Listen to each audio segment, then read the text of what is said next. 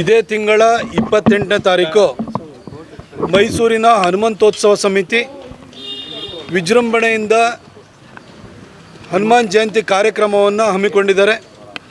ಇದು 8ನೇ ವರ್ಷದ ಹನುಮಂತೋತ್ಸವ.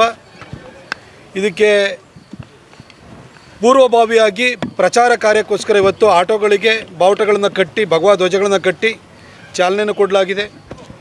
ಹನುಮಂತೋತ್ಸವ ಸಮಿತಿಯಲ್ಲಿ ಶಂಭು ಅವರು, ಮನು ಅಪ್ಪಿಯವರು, ಸಂಜು ಅವರು ಹಾಗೆ ಎಲ್ಲ ಅವರ ಸ್ನೇಹಿತರು ಸೇರಿಬಿಟ್ಟು ಪ್ರತಿ ವರ್ಷವೂ ಕೂಡ ಭಾಳ ಚಂದವಾಗಿ ಪ್ರಿಪ್ರೇಷನ್ನ ಮಾಡ್ತಾರೆ. ಈ ಸರಿ ಇದಕ್ಕೆ ಚಾಲನೆ ಕೊಡಲಿಕ್ಕೆ ಡಿ ಪ್ರಕಾಶ್ ಅವರು ಬಂದಿದ್ದಾರೆ, ಖ್ಯಾತ ವಕೀಲರಾಗಿರುವಂಥ ವೆಂಕಟೇಶ್ ಅವರು ಬಂದಿದ್ದಾರೆ, ಕಾವೇರಿ ಆಸ್ಪತ್ರೆಯ ಮಾಲೀಕರು ಆಗಿರುವಂತಹ ಚಂದ್ರಶೇಖರ್ ಅವರು ಬಂದಿದ್ದಾರೆ, ಹಾಗೂ ಎಲ್ಲ ಪ್ರಮುಖ ಮುಖಂಡರು ನಮ್ಮ ಪಕ್ಷದಲ್ಲಿ ಇರುವಂಥ ಎಲ್ಲ ಮುಖಂಡರುಗಳು ಬಂದು ಇದಕ್ಕೆ ಚಾಲನೆಯನ್ನು ಕೊಟ್ಟಿದ್ದೀವಿ. ಇತ್ತೀಚೆಗೆ ನಡೆದಂಥ ಹುಣಸೂರಿನ ಹನುಮಂತೋತ್ಸವ ಸಾವಿರಾರು ಜನಗಳನ್ನು ಆಕರ್ಷಣೆಯನ್ನು ಮಾಡಿತ್ತು.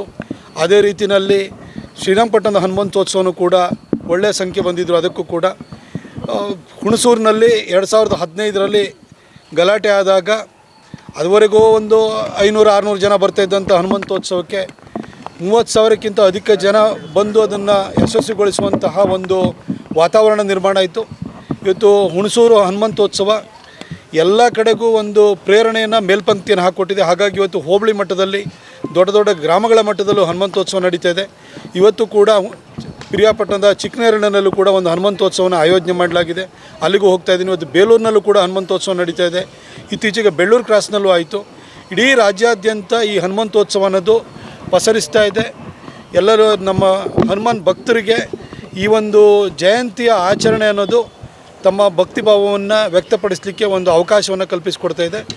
ನಾನೆಲ್ಲ ಸಮಸ್ತ ಹನುಮಾನ್ ಭಕ್ತರಿಗೂ ಕೂಡ ದೇವರು ಒಳ್ಳೇದು ಮಾಡಲಿ ಅಂತ ಹೇಳಿಬಿಟ್ಟು ನಾನು ಪ್ರಾರ್ಥಿಸ್ತೇನೆ. ನೀವು ಗಿರವಿ ಇಟ್ಟು ಬಿಡಿಸ್ಕೊಳ್ಳಕ್ಕಾಗ್ದಿರೋ ಆಭರಣನ STJ ಗೋಲ್ಡ್ ಕಂಪನಿಯವರು ಬಿಡಿಸಿ ಮಾರುಕಟ್ಟೆಗಿಂತ ಅಧಿಕ ಬೆಲೆಗೆ ತಗೋತಿದ್ದಾರೆ. ಅಷ್ಟೇ ಅಲ್ಲ, ಒಂದು ಕೂಪನ್ ಕಾರ್ಡ್ ಕೂಡ ಕೊಡ್ತಾ ಇದ್ದಾರೆ.